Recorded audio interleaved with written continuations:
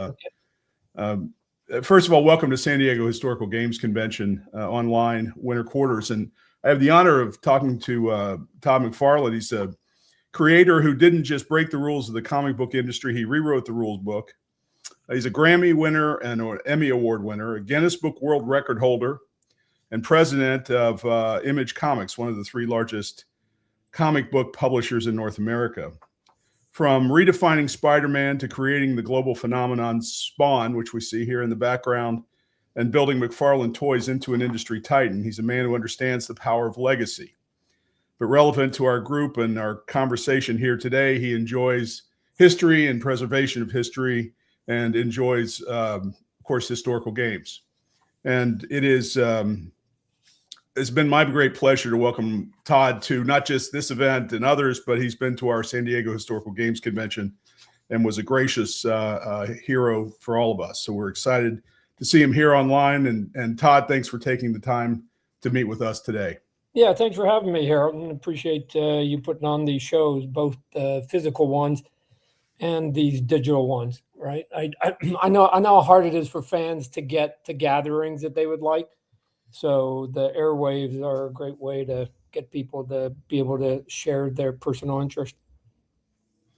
Yeah, I think COVID kind of shook us all into this opportunity to meet online, and I'm sure it's dramatically increased your reach, but enabled us to continue building community around the country and around the world. In our coffee this morning, we had England, France, Germany, other countries represented. Yeah, it was good. Yeah, no, and that's the upside of digital sort of compliance here, is that everybody gets to, you can even watch it and do it in your pajamas, right? So it's a great thing. So a question related to historical gaming, if we can take you there right away. Sure. You deal with a lot of franchises. Of course, the big one that you created, which is Spawn, which has a tremendous amount of canon now. And Spawn has passed through a number of different interesting historical periods, including World War I. But you've also dealt with Assassin's Creed and Game of Thrones as it relates to creating figures. And I just wonder how much the canon and the rule book means to those environments. And does it mean as much as it does to us in historical gaming? Well, I'll give you my perspective. Usually when I come in, especially on the toy side, right, because I have a whole toy company, as you mentioned, McFarlane Toys. Our job at that point, the canon's already been written, which is why people find it popular, which is why I go after the license. So usually the story, the designs, the characters, whatever it is, that's already there. My job when I come in at that point, which is a little bit late to the game, is to just get it accurate, right? So they give me the reference. I mean, people have obviously, let's say something like Game of Thrones, people have been watching it. They can watch it anytime they want. They can see it with their own eyes. They know what it looks like. My job is to be faithful to it, because if you don't, in that industry, that's when you get the emails, because they're all, we sell for the majority, like probably 94% of our sales go to people over the age of 14. So these are people who are not buying gifts for a party for a young kid. They're buying, for the most part, for themselves. And they basically want it to look like the thing that they like, whether it's a comic book or whether it's a sports show or whether it's a TV show or movie, video game, any of it. All the reference has to be nuts on.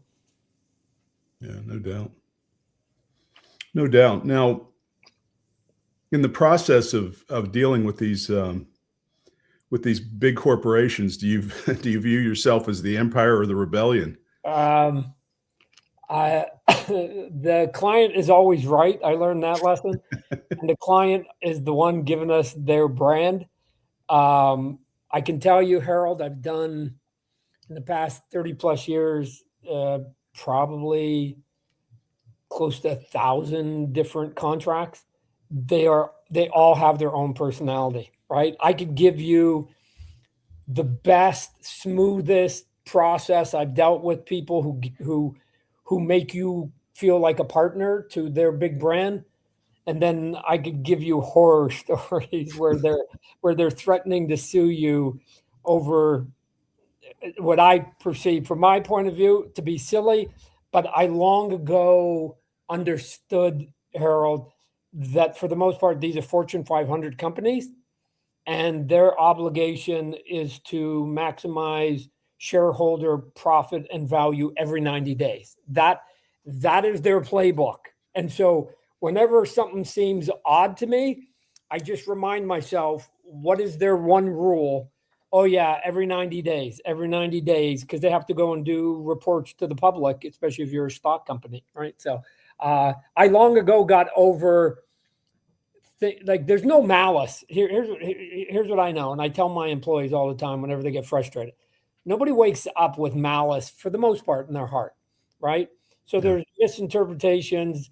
People have different guidelines. What I've found is that if you give your opponent a good education as to why you think their position isn't correct, because here's the cause and the effect, and then you give them the other reasons why you think that they should be shifting, I found that 85% of the time, once they have the education, they will change their mind, because they go, oh, I didn't know that.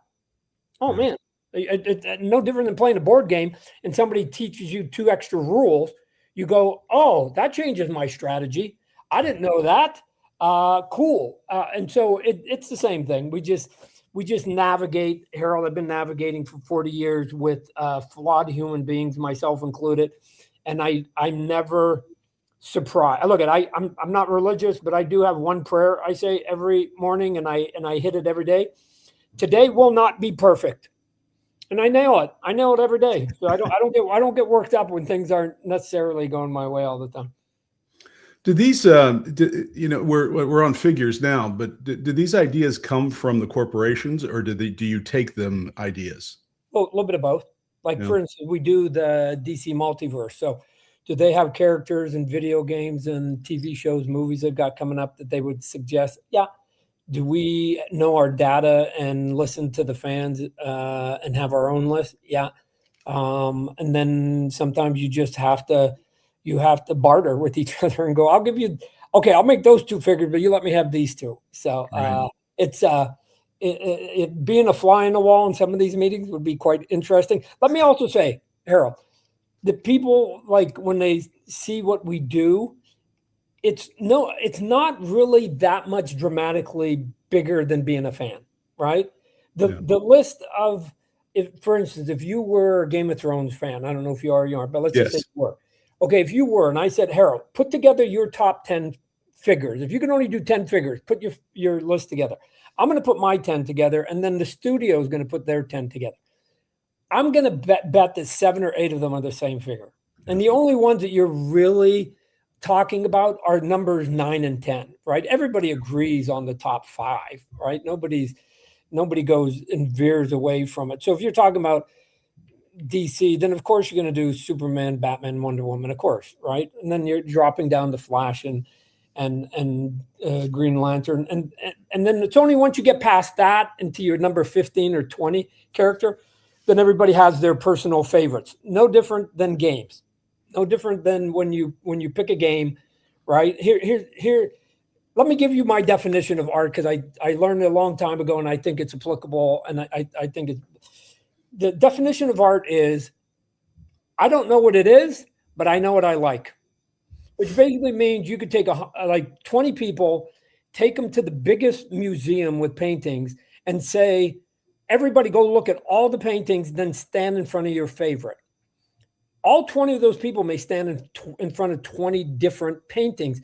And here's the thing, there's no wrong any more than why we like our board games, right? We can have big philosophical conversations about it, but it's actually kind of closer to like why people like certain foods, right? You can't explain because it just tastes good, right? So I play, you play, I assume everybody on here plays the games that either are of interest to them, that look cool, that they have fun with, or what. I mean, it's all personal, and there's no right or wrong. So we build collections based on those personal wants and needs.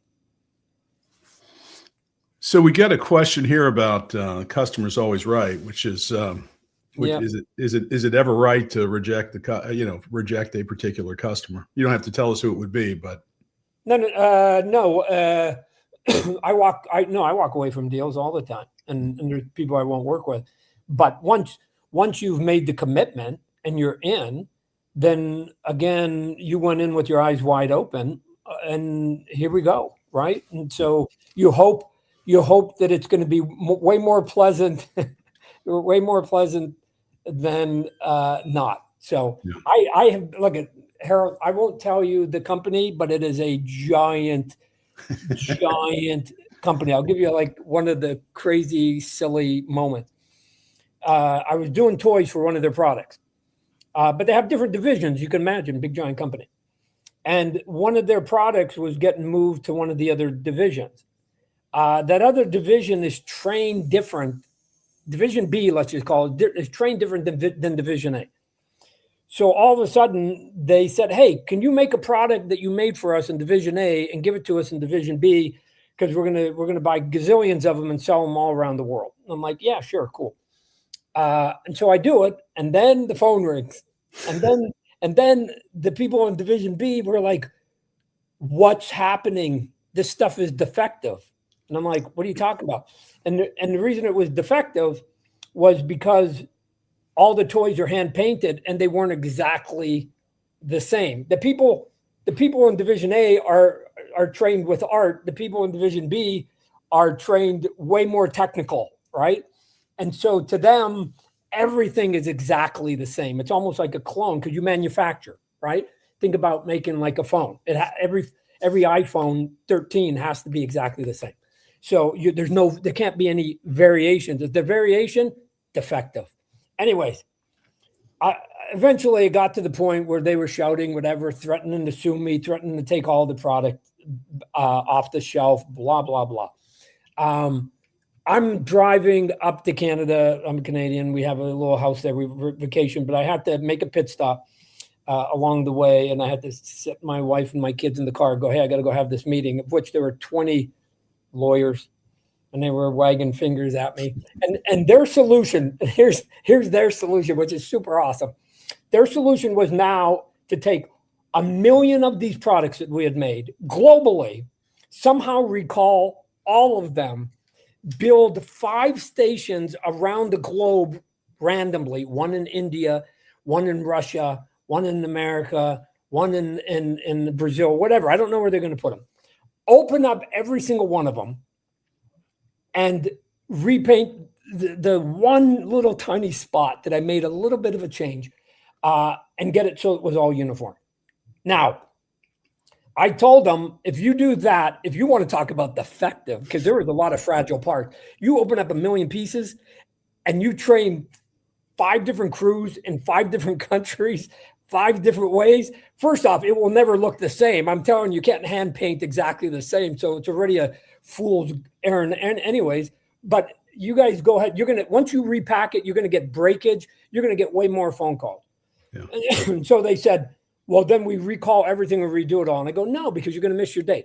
Here's what I'm going to do. I will make 100,000 extra pieces for you. If anybody has any complaint, I will send them another one. And these were expensive pieces, free of charge on my nickel. Done. I will do it to your specs, and I will make 100,000 and I will send it free of charge no matter what. Bam. Eventually, they figured out that might be kind of the most painless situation. Okay, fine. So they signed off, the 20 lawyers.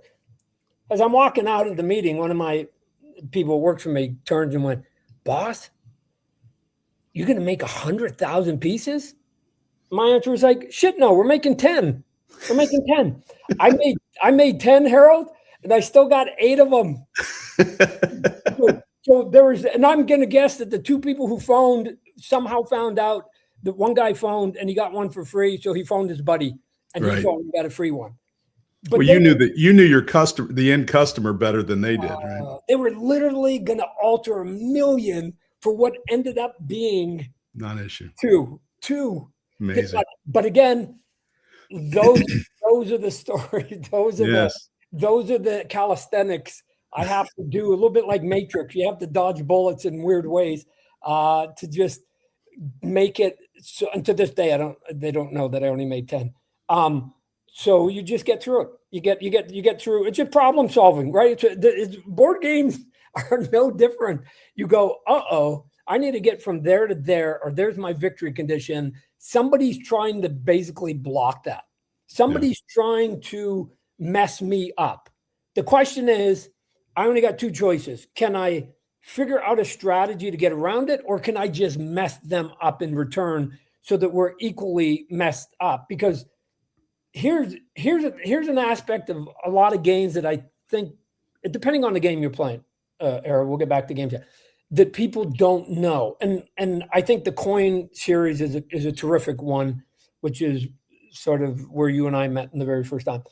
Sometimes your best strategy isn't winning, it's losing the least.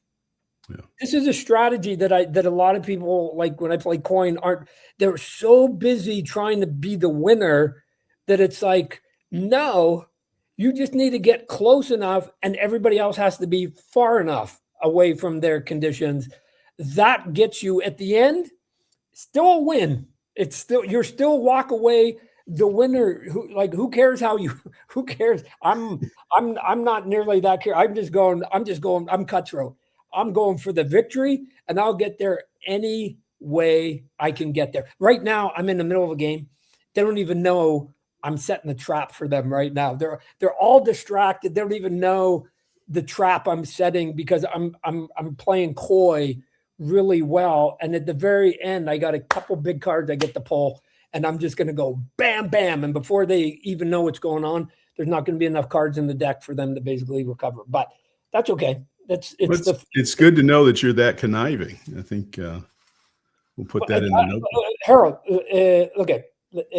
First off, I'm a boy. I got testosterone. So put competitions already there as we come out of the womb. I've got a brother that was 11 months younger and a brother a year older. Are you out of your mind? Like everything was a competition from as far back as I can imagine. So then I just took the competition to sports, right? And ended up playing Pac-10 baseball, getting a scholarship in baseball. But even running businesses, right? Building your career, getting your game to sell, all of that's still competition because there's somebody else that wants to basically be as successful as you. Yeah. Right. And so you have to be your own biggest advocate in it. And so I've said plenty of times, talent wise, I think I'm maybe a 6.5 on a good day. I'm a 7.5. But hustle wise, shit, I'm a 10. Right? Like I've said before, I'm like Donkey. I'm like Donkey and Shrek, right? That there's this one scene that defines me, that Shrek comes, he's got all the fairy tale people, and he goes, we got to go save the princess, and we got to go, maybe we're going to go against a dragon, and it's going to be a little bit dangerous. Who wants to come? And if you remember the scene, in the back, Donkey, he's like, boom, pick me. And Shrek says, anybody else? Anyone? And so who goes on the adventure? Donkey. You know why? Because nobody else raised their hand. And maybe there was 50 of them that were way more skilled, way more intelligent, like way more suited for that thing, but they did not advocate and or raise their hand. So right.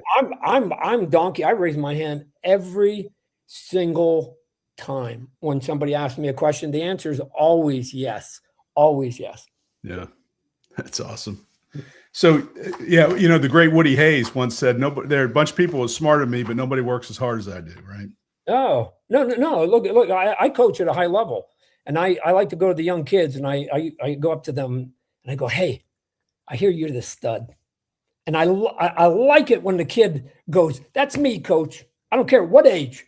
That's me, coach." Because I go, okay, they got half the equation. There's two parts. You got to have confidence in yourself. And then the other one is, okay, now that he's got the confidence, I got to hit him a ground ball so he can even pick up the fucking ball, right? Like he may he may be like me, way more confident than skill. So I need to go, all right, let's just see if you can actually do this thing that you're in love with yourself. But I like that you like yourself. That's part of any. That's the hard part, isn't it? I don't know why, because we only get to advocate and control one human being in our lifetime, and that's us. Like, why not advocate for yourself? Right? Like it's weird. Well, baseball's the perfect sport for that, right? Because if you're a great baseball player, you succeed a third of the time at the plate, right? The other 2/3 of the time you don't get on base or whatever, right? Fail, don't get on base. Yeah. And then you got to go either sit on the bench or stand in the outfield and wait an hour for your next chance. So you have to believe. No, I look at Harold. This is why I think Little League crushes people, right? Because they're like, hold a sec. 1 out of 3, and you call me good. As a matter of fact, I might be a Hall of Famer if I make it to the majors. Like you have to have you do have to have a mindset to go. Look, I tell my kids before, when I coach them, do you know who struck out the most times in Major League Baseball history? They might not know, but the answer at the end of the day, they're a Hall of Famer. Do you know who grounded into the most double plays? They're a Hall of Famer. By the way, his name was Hank Aaron, also hit a bunch of home runs. Do you know who lost the most games as a pitcher in the history of Major League Baseball? A guy named Cy Young. They've actually got an award after him. Like, what are you talking about? I could go through every single category, and the only reason that they lead the league in it and they've got the record because they played 24 years. Why? Because they were good at other stuff. So you don't have to be perfect. We leave that to Jesus and other deities around the world, right? You just have to be good enough to win your board game that day. And as a competitive guy, I don't like playing a game that I'm really good at and playing against people that aren't that good, because I feel like it's taking candy from a baby. And I also understand these were the first 10 times I played this game. I was the baby getting the candy taken away from them, going, what's going on? What's going on? I don't even understand what's going on. And then you get punched in the face in a board game. There's only 2 things I think you do. You either go, stupid game, I'm never playing it again, or you go, I'm gonna learn this game because I will not be humiliated again. I'm gonna learn this a little bit. And then you come back and you learn a little bit, and then you get punched in the face because you go, wow, there's those rules over there. And so by about game 4 or 5, you've minimized your stupidity, if you will. And all of a sudden you go, okay. So now, especially when you're playing like Vassal and Tabletop, you're playing against people who know the game. That's why they're playing. And you're going, oh, this is going to be a good game. We're all equally skilled. Let's go, guys. Now we're just doing brain power at that point. And that's, for me, board games is that exercise for me, is can I outthink another person? That's my joy in playing those games. And when I'm playing solo, it's just I'm curious how the system ends up working. So that's it. Yeah, and built in with the randomness and then this problem solving. Look, let me jump in one more time. Very first, I was very, very, very, very new to wargaming, and about the 3rd, 4th game I bought was, I'd been looking at some stuff, and I bought Liberty or Death, your game. Okay. Good choice. Now, excellent choice. Yeah, was it? In hindsight, yes. I bought it. And again, why do people buy stuff? Whatever. I bought it. I'm an artist, as you know. I bought it because I thought it had the most staggering looking map I had seen at that time by an artist named Terry Leeds. And to this day, now that I have like over 130 games in my collection, I still would put it number 1. It's just a piece of art. Right. So I go, even if I don't like the material, even if this game's dumb, I'm probably going to play it a decent amount of times because I just like looking at it. Right. Where a game like, not to pick on it, but a game like Power Grid, I can't play it because I can't look at it. It's a good game. I can't, the board makes me angry. Yeah. But anyways, first time I play your Liberty or Death, I bet I played an hour, and then I literally was angry at it because I had no idea what I was doing. I felt like I was just pushing cubes, and I'm like, this makes no sense. I mean, I'm playing solo too, so I'm trying to learn four at once. And I go, this makes no sense. I don't know why I'm doing a march. What's the strategy? Whatever. I paid too much money for it, so I didn't throw it against the wall. And I like the map, so I didn't want to dent it. So I just tucked it away, and I was just like, that's it. Like, screw it. Put it off to the side. But that map, about 8 days later, it was just going, Todd, come look at me again.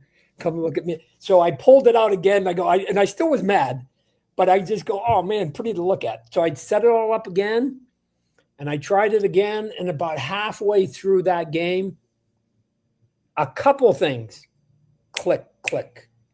So now I wasn't completely lost. I was only 80% lost. And so I went, oh, so at least I know that.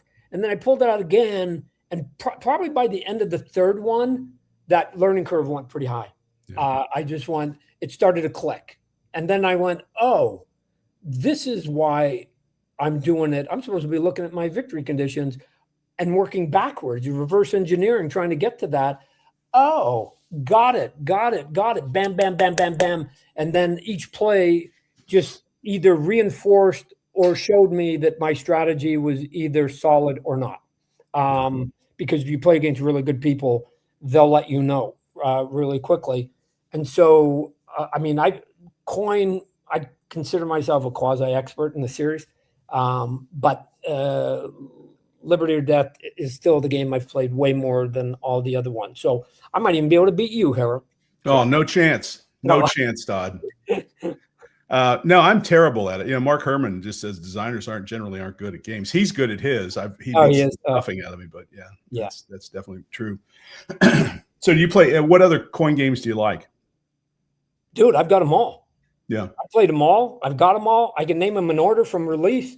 I'm like a freak. I'm like a stat guy. This is like baseball. Like I'm good at numbers and stats. That's how I send myself to sleep. I start at Andy and Biss, and I go, okay, that was first. And then I never get to number 13 because I'm usually asleep by that point.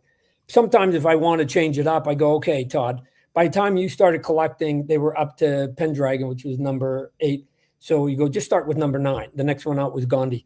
So I go, let's go from there. Gandhi has a nice map. Let me all say, not like I would put that as number 2 of all the 13 that are there in the coin series.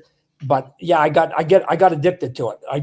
And I'm like that. I just buy one thing, and then if I like it, I got to buy the whole series of everything. So is it something in the games? I mean, is it something in this Volko set up this interesting interplay between 4 very different factions? Is it something in that appeals to you, do you think?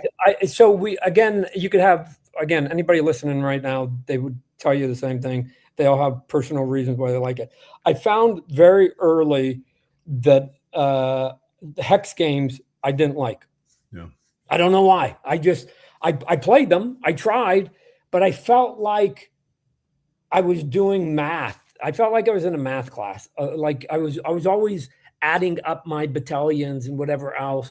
I also, interestingly enough, I thought that I would like World War II as a theme, and I quickly found that I didn't. And maybe it's because the vast majority that I looked at early were hex games. I've got some that aren't, but okay, cool. There is a game came out recently called Werewolf that is basically porting the coin method into World War II. So it's interesting. I found that I liked World War I games better. There's something about the dog fighting of those games, So just so you know, when I got into games, and I don't even know to this day why, the first 2 games I bought was Hitler's Reich from GMT and Skies Over the Reich. And my kids were horrified, going, Dad, why are you buying games that have the word Reich in it? Yes. Right? So what if my friends come over?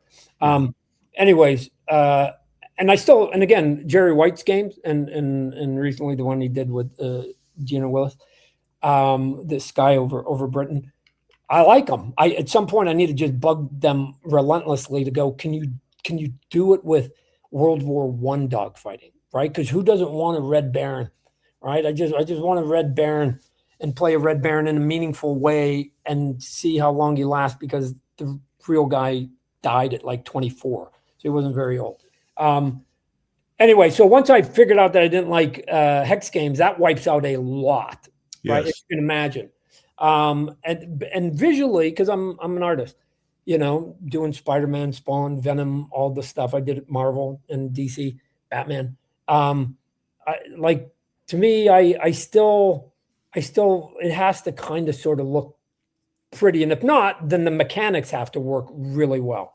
And so for me, I just want that, and pushing and moving strategically the cubes, it made more sense to me. Just looking at it, I thought visually it was more interesting, and I understood it by just looking at the map like that quick. I didn't have to add numbers up, because I could add the numbers. There's 6 blocks. I can see all 6 blocks.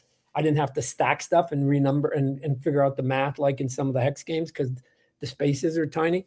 And I just got addicted to it. So I go, oh yeah, I keep hearing, oh yeah, Fire in the Lake. Oh yeah, let me see that one, because everybody, that's the best game. Oh yeah, oh Cuba Libre, it's the easiest entry point. Oh yeah, let me see what that one's about. Oh yeah, the toughest one, Pendragon. Oh yeah, let me see if I can figure out that one.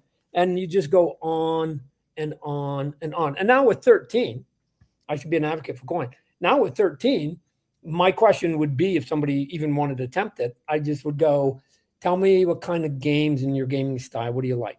I think one of those 13 may get you there. And if not, they've got things like British Way and Vijayanagar and Just of Robin Hood. There's other ways to get you, recently Cross Bronx Expressway, ways to get you there, maybe a little bit lighter, so that you can get basically a gateway drug, if you will, to get you back up, right? Because it's too confusing.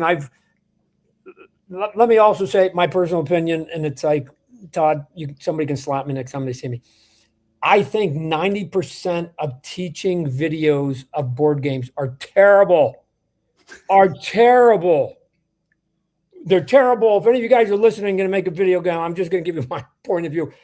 First off, if you're going to teach me a game, I don't want to be on minute 8 and you haven't even begun teaching me the game, right? Like Rodney Smith, he's really good because he just goes, I'm here to teach you the game. Let's get to it. Boom. And in 12 seconds, he's teaching you the game. He isn't talking to you about what vacation he just came on or who his buddies were, or talking to you that he doesn't really know how to do videos and I'm not a very good teacher. Save all that.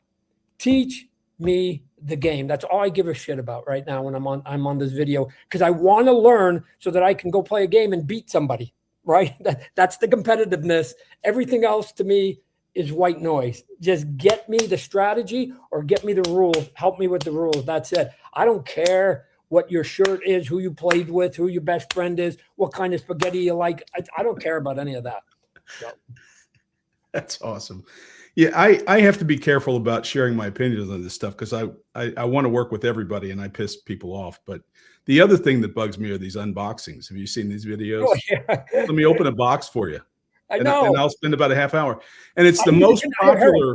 I used to watch some of them, but I stopped. You know what? No, I'll watch an unboxing of a game I know I'm never going to buy. Right? Yes, because I'm not going to see the inside. Yeah. Right. But I can't do it because I actually watched a couple unboxings of games that I bought. And then by the time I got it, I was so excited. I'd waited years sometimes on some of the pre-orders. And then you get it and you go, I already know everything that's in there. I just watched a video for it. So it took away the sort of Christmas Day event. Oh, there you go. Even though I'm an old man, so I go, stay away from it, Todd. Like, have the joy of opening it up and seeing the colors and everything else yourself. Well, that's an interesting perspective because that may be the issue, right? Yeah. That we just once. Why would you also tell you that like I deal with, comic books is sort of in toys. But, I made my career in comic books working for Marvel Comics mostly at the beginning of my career in DC before we went and started Image Comics. But the thing that's interesting between a lot of comic book people are also gamers. And I also do stuff in Hollywood. And a lot of like celebrities, if you want to use that word, a lot of them are gamers too. It's interesting, right? Now, the vast majority, as you can imagine, Harold, they play fantasy games, right? Mhm. You know, Dungeon and Dragon type stuff and or Magic the Gathering, you know, in that vein. But there seems to be a correlation amongst sort of certain groups where we sort of overlap back and forth, which is kind of fun and interesting. Because every time, like my wife and her girlfriends, they see my collection and they roll their eyes like another stupid boy thing. Where their husbands come down and or my comic book friends are like, "Oh man, what's that game do?" They're instantly curious, right? Yeah. What's that game do? What's that game do? Right? So, hey, you want to pull one out? Yeah. Okay. Hey, cool. And they've probably played a couple of them. Like they go, "Oh yeah, man, I played this game called Catan. You heard Catan or whatever they've played." You know, where my wife's definition of a good game is you should laugh. So using that, I always tell her, using that definition, chess is not a good game then. Not fun. Yeah. So There's nothing funny about chess. Yeah, I'm a chess guy. I'm way more about just going, can I outthink the opponent? That's it. That's all I care about. And if I can, that's the joy. That's the joy. So That's awesome. I come home with a stack of games usually, and my wife looks at me and says, "Don't you already have a bunch of games? You just don't get it, hon. You just don't get it." I'm trying not to be one of those guys. Because I at some point when I got to like over 100 games, I realized I was playing the same 20 to 25 over and over, and barely if ever opening up some of the others. So I've been trying to go, don't order a game unless you know you're going to play it multiple times, right? So that's why I look at all the how-to videos and all that other stuff to go, yeah, this would be a game I would play multiple times. So, Yeah. yeah. So I want to talk to you a little bit about the con experience because are you a founder of Comic Con? Is that right? No. No. Comic-Con, Early on? No. Comic-Con's been there forever since I was a kid, right? My first Comic-Con I went to, San Diego Comic-Con we're talking about specifically. That was the very sort of first one with the word Comic-Con on it. Yeah. I was 16, drove all the way down with my dad from Canada so I could show my portfolio. And it was in a small hotel, downtown San Diego, in a basement, in the hotel, in one small room. Almost like a swap meet, like a small swap meet. And all it was at that time, Harold, was comic book stuff. It was a true comic convention. Fast forward now, eventually we outgrew that. We got bigger. Oh, there's me with Stan Lee. Big bad cool. Stan. I had the great pleasure spending probably more time on stage with Stan Lee than any other human. I'll tell you a funny story how that happened. Yeah. I'd known Stan over the years because I was doing Spider-Man, and when we started Image, we would run into each other. He was the guy that had his name at the top of every Marvel comic, Stan Lee Presents. Anyways, but fast forward, Iron Man movie's coming out.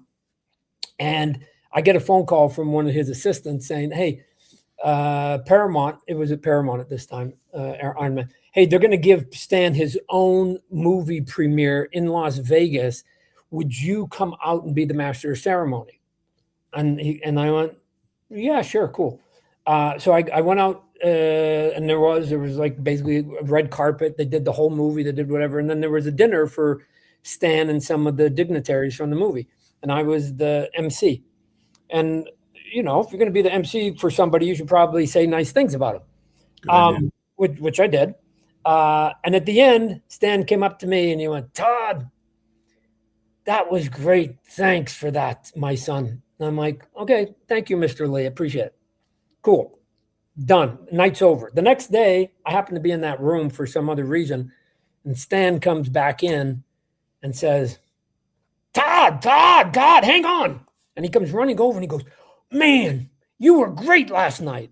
And I went, no, Stan, you said that last night. And he said, no, I didn't hear a goddamn word you said last night. My hearing's gone to shit.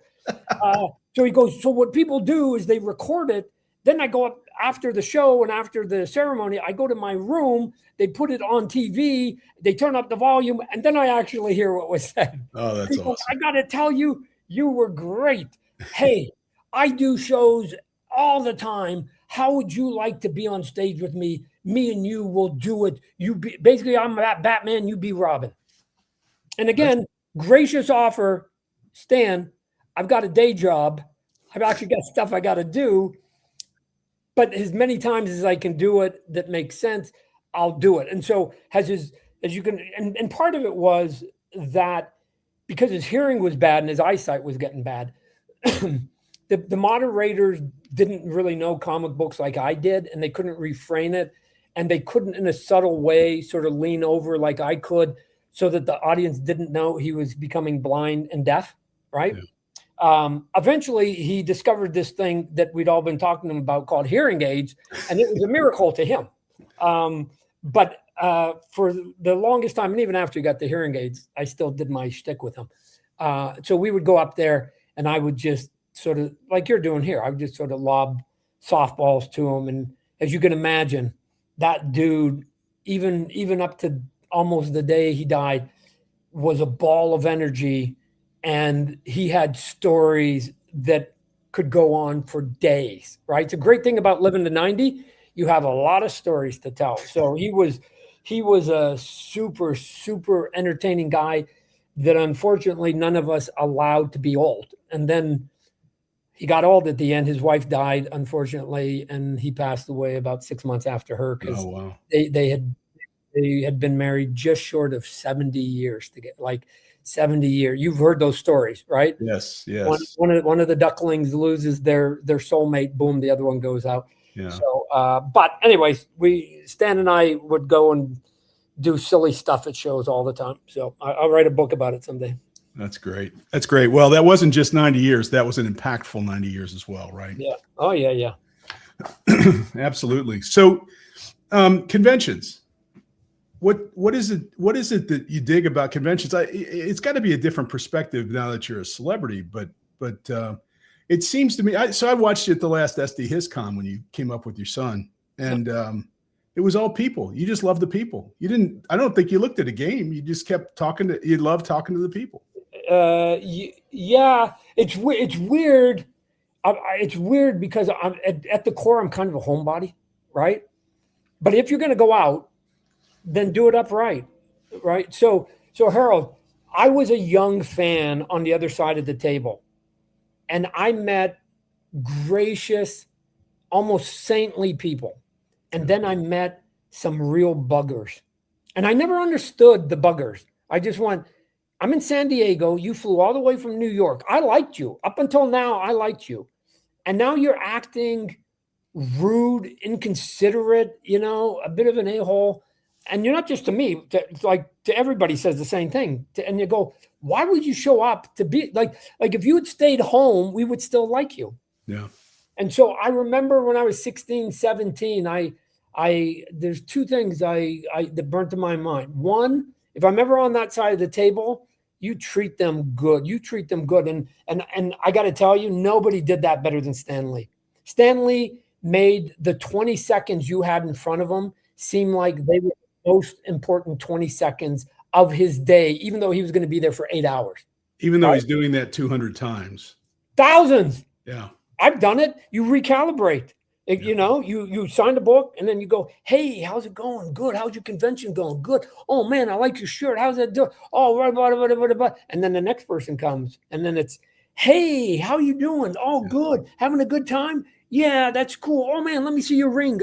And you just do it over and over.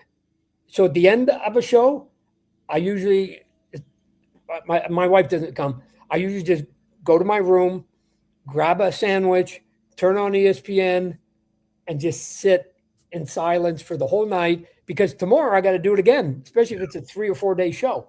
So you go, okay, again, don't pity us because we're tired from being celebrities, right? But the conventions are false positives because nobody waits in line for 2 hours to say they dislike you and they're never buying your stuff, right? It's nothing but gracious people saying gracious things. And then once you walk out of the convention, you become a schmuck, right? And you go, oh, bam, I like my small piece of celebrity because most people know the work, they don't know your face. So you can lead a normal life. I've been around big international celebrities, and they can't move anywhere without everybody around them, whether it's on the street, at the airport, at the restaurant, wherever it is, without all the eyeballs looking at them all the time. They can never turn that off. That's the price that you pay for that popularity. And oddly, I know a lot of people sort of envy the money. I don't envy the lifestyle. I know some of them, they have armed guards at their houses and stuff like that. It's not a normal life. So I always thought in movies the directors had the best job, because other than maybe George Lucas and Cameron and Spielberg, most people can't name another director, or if they can, they don't know what they look like. Right. So we're the people in the front, Tom Hanks, Tom Cruise, like Brad Pitt, like they can't walk, right? So there's some value to me of being able to turn it on, turn it off, turn it on, turn it off. So anyway, I go to the shows. The other thing I learned was give them an autograph they can read, because I remember when I was 16, people would put their name on the comic books, and I'd give them my comic book, and then they'd do this scribble shit, and then I'd go, "What is that?" And they're going, I go, "This is your name right here." I'd take the comic book out, and they go, No, that's, I just printed, but this is my signature. And I'm like, I found it offensive at 16. So I go, if I'm ever on that side of the table, however I sign on the comic book cover, that's how I'm signing it forever. And that's how I sign my checks now. That's how I sign like like everything is exactly the same. So that somebody, if I sign their comic book, they can go to somebody and go, "See that name? That's him right there." Why? Because they're both the same. They match. And I have had tens of thousands of people give me brownie points for that one thing. Yeah. Thanks for making it legible. Thanks for making it legible. Because otherwise, if it's just, look at the great thing about getting a scribble signature, Harold, is that you can make it anybody you want. If I get a scribble signature on something, I can go, "Harold, who's your favorite actor?" Whoever you tell me, I'm going, that's their name. That's them. Because you don't know. So at least if they make it legible, you go, "Darn it, I can't pull that trick on you."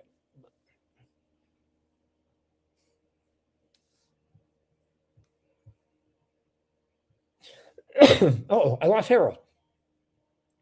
Maybe we're here on our own, but I can't read the chat.